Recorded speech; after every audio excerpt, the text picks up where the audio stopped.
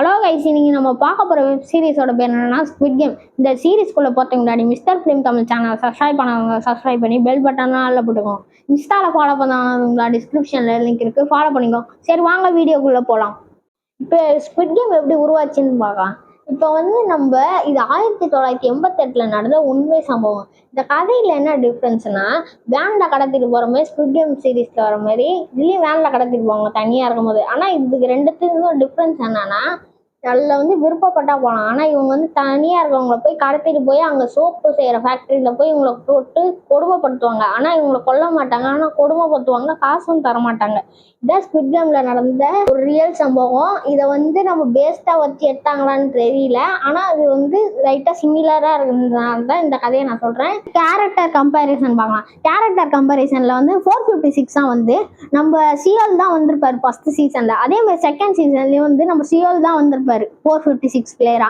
அதே மாதிரி நம்பர் 1ல நம்ம ஃப்ரண்ட் மேன் வந்திருப்பாரு. அதே சீசன் 1ல எடுத்துக்கிட்டிங்கன்னா நம்ம தாத்தா நம்பர் 1ஆ வந்திருப்பாரு. இதுலேருந்து சீரீஸ்ல என்ன சொல்ல வராங்கன்னா, நம்பர் 1ல ஒரு ஹெட்டா தான் வராங்கன்றத சொல்லாம சொல்றாங்க. அடுத்து நம்ம தி வெப் சீரிஸ் பார்ப்போம். இந்த பிரேக்கிங் பேட், வாக்கிங் டெட் தான் ஒரு ஃபாரின் வெப் சீரிஸ். இந்த ஸ்குவிட் கேம் எடுத்துக்கோங்களேன், இது ஒரு வேற லெவலான ஒரு சீரீஸ்ன்னு கூட சொல்லலாம். ஒரு கொரியன்ல போட்டோல பாக்குற இவர் தான் இந்த ஸ்குவிட் கேம் சீரீஸை கிரியேட்டும் பண்ணியிருக்காரு, டைரக்டும் பண்ணியிருக்காரு. இவர் எடுத்த ஃபர்ஸ்ட் படம் பேர் தான் மை ஃபாதர். இந்த படம் என்னதான் நல்லா ஓடி இருந்தாலும் அந்த ஊர்ல இவர் அவ்வளவு ஃபேமஸ் ஆகலாம். அதனால ஒரு 2 வருஷமா ஒரு ஸ்குவிட் கேம்ன்ற ஒரு சீரீஸ் எழுதியிருக்காரு. ஃபைனலாக எழுதுனதுக்கப்புறம் நெட்ஃப்ளிக்ஸ்ட்ட போய் ஓகே பண்ணியிருக்காரு. பண்ணதுக்கப்புறம் ஃபைனலாக 2021 இந்த சீரீஸ் வந்ததுக்கப்புறம் இது செம்ம ஃபேமஸ் ஆயிருக்கு.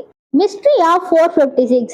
இதில் எடுத்துக்கிட்டிங்கன்னா நீங்கள் சீசன் 1ல 456 வர்றது நம்ம சியோல் தான். அதே மாதிரி சீசன் 2ல 456 ஆகிறது நம்ம சியோல் தான். இதில் இருக்கிறது என்னன்னா, சீசன் 3ல யார் 456 வருவா?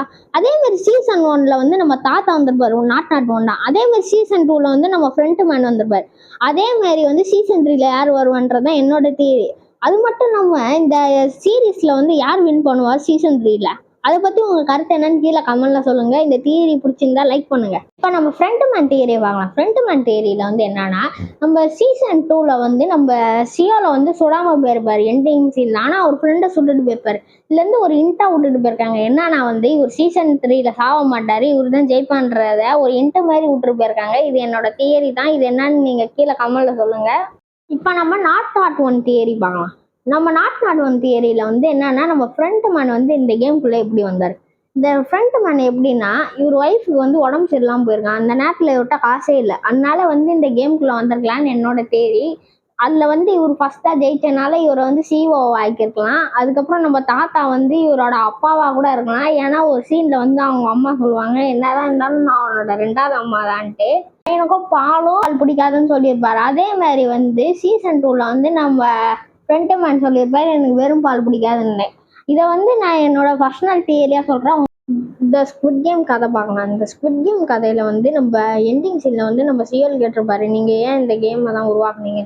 அப்போ நீங்க எப்படி குதிரை மேல பந்தயம் கட்டுறீங்களா, நாங்க உங்க மேல பந்தயம் கட்டணும், அதனாலதான் இந்த கேமே உருவாக்கணும். இதுல நாங்க உங்க விருப்பம் இருந்தா இந்த கேம் விளாட்லான்னு தான் நாங்க சொன்னோம். நீங்க தான் பணத்து மேல பேராசைப்பட்டு இந்த கேம் விளாட ஆரம்பிச்சிங்க, ஒருத்தரை கொன்னாலும் பரவாயில்லன்னு. அதனால இது எங்க மேல தப்பு இல்லை, உங்க மேல தப்புன்னு தான் நம்ம தாத்தா சொல்லியிருப்பாரு எண்டிங் சீன்ல.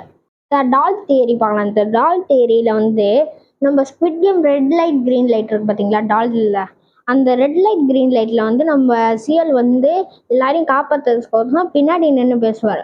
அதனால நம்ம ஃப்ரண்ட் மேனை இதுக்கு ஏதாவது ஆப் வைக்கணும்னு சொல்லிட்டு நம்ம 2 பக்கமா டால் வைக்கலான்ட்டு அவங்க பிரதர்ஸ் அண்ட் சிஸ்டரா ஆக்கியிருப்பாங்க. இதனால இந்த 2 டால் ஆகலான்ட்டு என் கிரெடிட்ஸ்ல காட்டியிருப்பாங்க. இது என்னோட பர்சனல் தியரி தான். இந்த தியரி என்னன்னு கீழே கமெண்ட்ல சொல்லுங்க.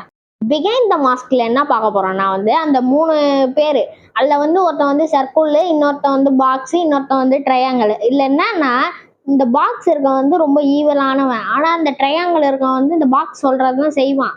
அதே மாதிரி இந்த சர்க்கிள் எப்படின்னா ஒரு குட் கேரக்டர். நீங்க வேணா எல்லா சீன்லையும் நோட் பண்ணுங்களேன், இந்த பாலா கொல்லுவான். அதே மாதிரி இந்த ட்ரையாங்கிள் இந்த பாக்ஸ் உத்தரவு போட்டான் யாரையாவது கொல்லுவான், இல்லைன்னா கொல்ல மாட்டான். இந்த ரவுண்டு யாரையாவது கொல்ல மாட்டான். இவங்களை கூட்டு போறது இந்த சின்ன வேலையை தான் இந்த ரவுண்டு பார்ப்பான். இதுதான் ஸ்குவிட் கேம்ல இருக்க இந்த 3 பிகைண்ட் த மாஸ்க். சரி, okay guys. Squid game analyse பண்ணியாச்சு. இது வெறும் பார்ட் 1 தான். பார்ட் 2 வேணும்னா கீழே கமெண்ட்ல சொல்லுங்க. நான் அதில் சினிமாட்டிக் லெவலில் அனலைஸ் பண்ணலாம். அதுக்கு முன்னாடி mister film Tamil channel subscribe பண்ணாதவங்க சப்ஸ்கிரைப் பண்ணி பெல் பட்டன் ஆளில் போட்டுக்கோங்க. இன்ஸ்டாவில் ஃபாலோ பண்ணாதவங்க நான் டிஸ்கிரிப்ஷனில் இருக்குது, ஃபாலோ பண்ணிக்கோங்க. தேங்க்யூ ஃபார் வாட்சிங்.